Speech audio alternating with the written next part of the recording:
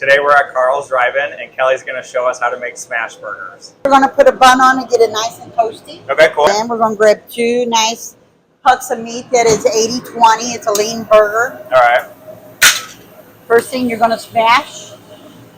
Flip it over because it makes it easier to smash. And you're going to go around in a circle, make it thin around the edge. And then after that, you're going to wait until it's about 3/4 done, and then you're going to flip it. Okay, got to get up under it nice and good. Oh, those look great. Yes. Okay, then you put your cheese on and let it melt. How long have you guys been open? We've been open since '59. I've been here 26 years. Okay.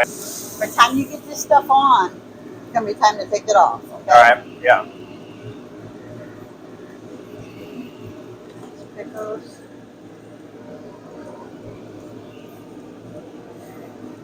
Oh, yeah. Oh, look at that. There you go. You guys want a root beer to put in on it? I would love a root beer. He's slipping from filming. Well, he's walking, he's coming around. What are you guys, food critics? No, I just started doing these videos just as a hobby. That is so good.